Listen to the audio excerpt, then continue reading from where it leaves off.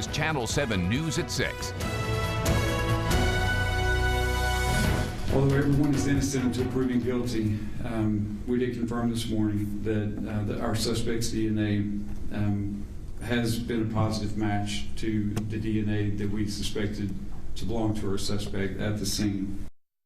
Well, good evening. We do begin tonight with brand new details in the deadly attack on a couple at Devil's Den State Park. Investigators say that the DNA of 28-year-old Andrew McGann of Springdale has been recovered from the crime scene and that he is admitted to killing Clinton and Kristen Brink as they hiked with their children on Saturday. This video captures the moment McGann was arrested yesterday. This is him walking inside a Springdale hair salon where he had stopped for a haircut. Within minutes, special agents of the Arkansas State Police made that arrest.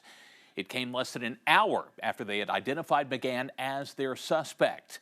Authorities then took McGann to the Washington County Jail, where he was booked on 2 counts of capital murder. He is being held there tonight with no bond.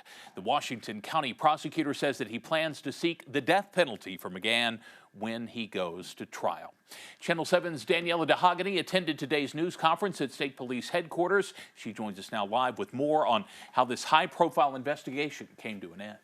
Well, that's right, Chris. 28-year-old Andrew James McGann is now behind bars, accused of capital murder in a crime that investigators say was a random event. Colonel Hager confirming the DNA found at the crime scene matched McGann's. We have no reason to believe that there was any known association between our suspects and our victims. There's nothing to indicate that at all. It appears to be a completely random event. Arkansas State Police revealing new details in a horrific double homicide at Devil's Den State Park. A young family targeted on a hiking trail. 2 parents murdered, their daughters left behind. And now a suspect under arrest. Andrew McGann's DNA allegedly recovered from the crime scene. His injuries resulted in blood loss, and it was that blood loss that allowed us to establish a DNA profile to begin with. And it was that DNA profile that was matched today against our suspect. Investigators say during questioning, McGann made incriminating statements about stabbing both Clinton and Kristen Brink on the trail. He did indicate that he had committed the murders. I would call it an admission. The manhunt that followed the murders was massive, fueled by hundreds of tips. Security footage and photos from businesses nearby helped investigators zero in on one vehicle. What was believed to be a black 4-door Mazda was actually a Kia Stinger. The license plate covered up the day of the attack. He did use tape to conceal some of the things that would help identify his vehicle. But on the other side of that, he was also very sloppy. Authorities tracked McGann to a barbershop in Springdale, where he was arrested without incident. Back at McGann's Springdale home, a search turned up items seen in an image of the suspect, along with several knives. We did find items that were consistent with what was seen in that photograph. Was the weapon there?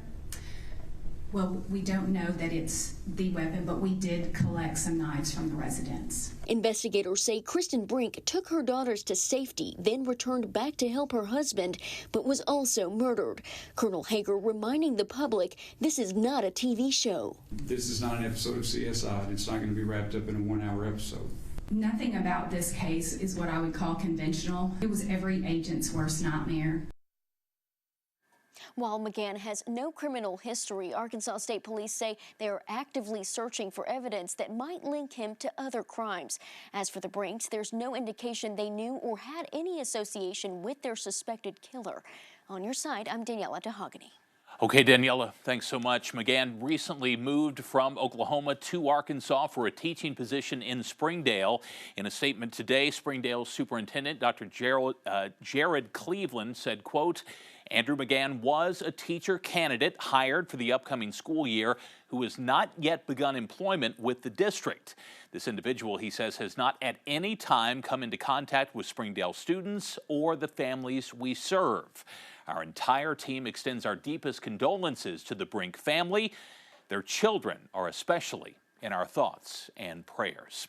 You can read more about the arrest of Andrew McGann, watch today's news conference for yourself, and learn more about the Brink family on our website, KATV.com.